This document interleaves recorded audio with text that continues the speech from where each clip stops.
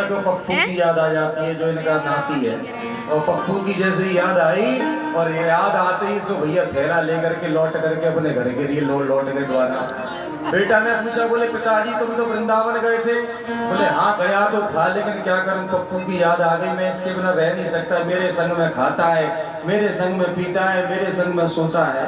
तो भैया ये है मरकट वैराग्य। ऐसे ही एक व्यक्ति ने क्या किया, बोले घर से बढ़िया 10-20 पराठे बना करके और थैला में पैक कर लिए और लेकर के बोले आज क्या करें। बोले घर वालों से सबसे परेशान है तो बोले घर पर, बोले ट्रेन से कट करके मरेंगे आज तक। तो ट्रेन से कट करके घर से परेशान होकर के लेकर पराठे जब लेकर के गया, लेकर के पास में रख लिए। ट्रेन आने लगी, एक व्यक्ति ने पूछा, बोले भैया बोले यहाँ किस लिए आए हो? बोले घर वालों से परेशान हो गए आज, तो ट्रेन के सामने कट करके मरेंगे हम। तो बोले पास में ये थैला में क्या रखा है? बोले इसमें पराठे रखे हुए। तो बोले भैया जब मरने आए हो तो पराठे का क्या काम? बोले तुम पागल हो गए, मरेंगे तो क्या भूखे मरेंगे, खा करके मरेंगे, भूखे क्यों मरेंगे? तो भैया ऐसे वैराग्य से काम चलने वाला है? बोले ये है मरकट वैराग्य। इसलिए वैराग्य सच्चा हो, प्रबल हो।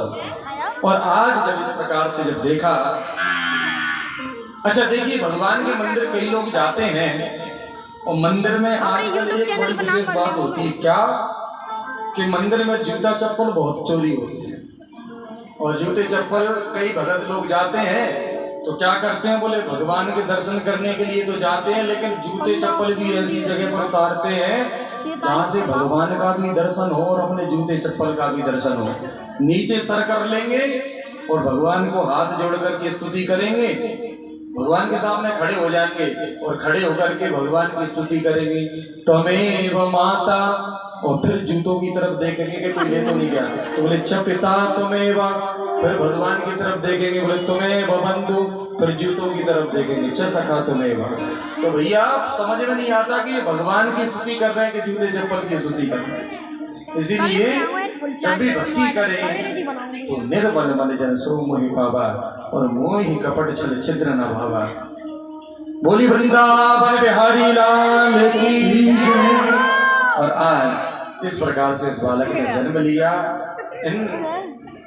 और अच्छा देखिए माने भगवान को छोटू की बड़ाई वाला एक बात कही जाते समय कि इति मत रूप कल्पिता वितृष्णा भगवत साक्षात्म नवे विधि।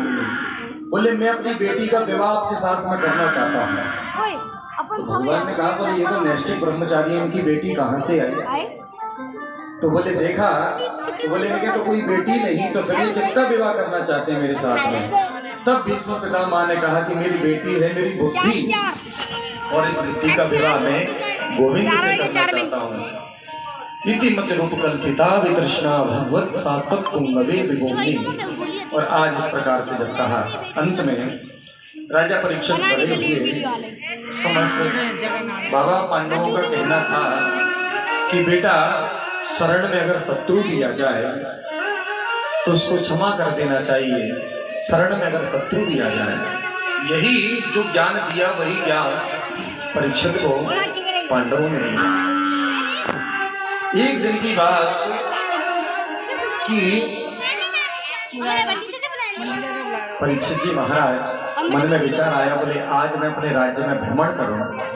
सो परीक्षित जी महाराज राज्य में भ्रमण करने के लिए निकले और आज परीक्षित जी महाराज ने देखा कि मेरी सभा में कोई दुखी तो नहीं है, क्योंकि राजा का कर्तव्य है कि उसकी सभा में कोई दुखी नहीं रहना चाहिए।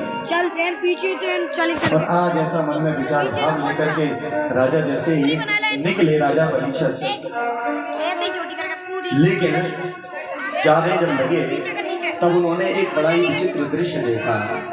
क्या दृश्य देखा कि एक बैल खड़ा हुआ है, एक बैल जिसके पैर तो 4 हैं लेकिन एक ही पैर से खड़ा हुआ है।